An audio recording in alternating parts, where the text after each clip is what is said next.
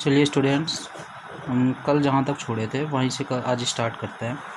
देखिए, कल हमने छोड़ा था रिएक्टेंट और प्रोडक्ट्स पर।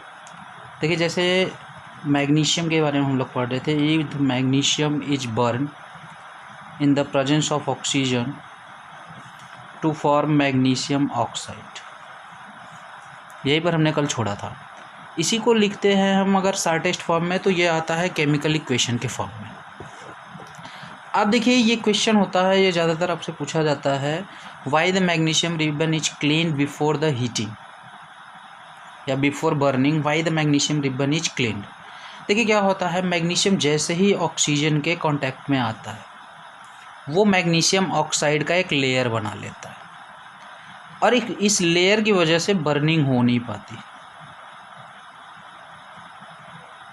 बर्निंग नहीं हो पाती मैग्नीशियम की, जिसकी वजह से हम क्या करते हैं, जब इसको क्लीन करते हैं, रब करते हैं, तो मैग्नीशियम ऑक्साइड का जो लेयर होता है ये हट जाता है, जिसकी वजह से हमको क्लीन फ्लेम मिलता है। लेकिन एक बात और ध्यान में हमको रखना है कि ये क्लीन करने के बाद जब इसको बर्न करते हैं तो यहाँ से एक डेजलिंग फ्लेम निकलता है। डेजलिंग फ्लेम जो होता है, it is very harmful to the eye. तो इसको जलाते वक्त हमको ये भी ध्यान में रखना है कि हम आई से डायरेक्ट कॉन्टैक्ट में ये ना आए। अब देखिए, बहुत सारे केमिकल चेंज होते हैं, जैसे conversion of milk to curd, burning of coal, digestion of food, respiration. There are so many example of the chemical reactions, but there are certain characteristics of the chemical reaction. How will you obtain that, how will you know that there is a chemical reaction? तो क्या होता है, there is certain characteristics.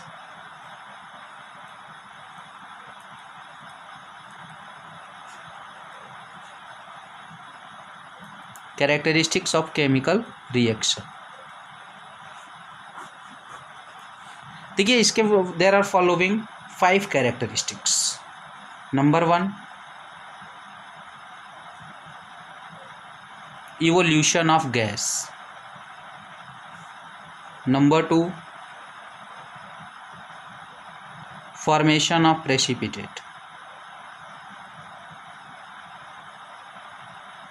Number 3, change in color.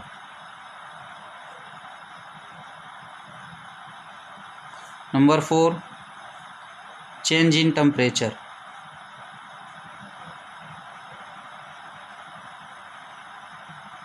Number 5, change in state.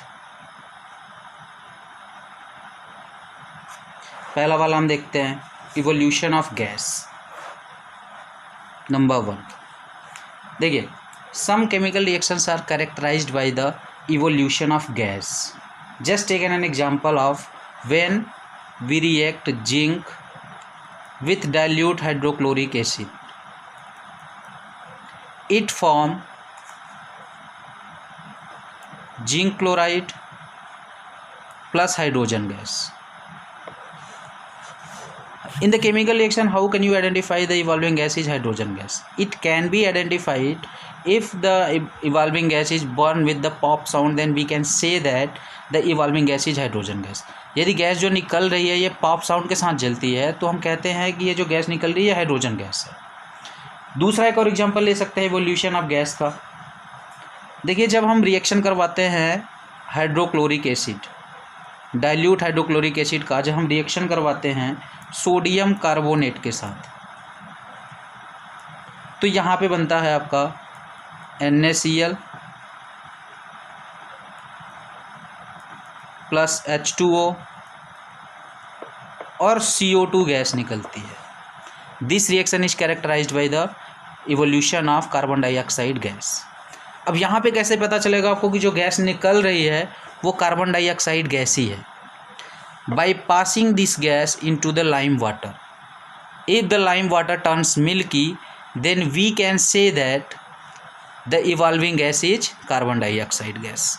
If the evolving gas, if the lime water do not turns milky by the passing this gas into the lime water, then we cannot say that the evolving gas is the carbon dioxide gas.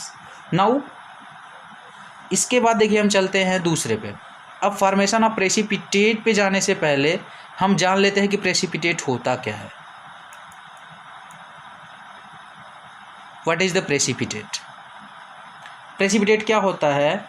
During the chemical reaction a solid substance is separate out. During a chemical reaction a solid substance is separate out which is known as the precipitate. जब वो chemical reaction हम करवाते हैं तो एक solid substance बाहर निकलता है, उस रिएक्शन में ही बन के बाहर आ जाता है, उसी को हम बोलते हैं प्रेसिपिटेट। अब ये प्रेसिपिटेट कई सारे रीजन से बन सकता है, ठीक है, इसके बारे में हम डिस्कस करेंगे बाद में।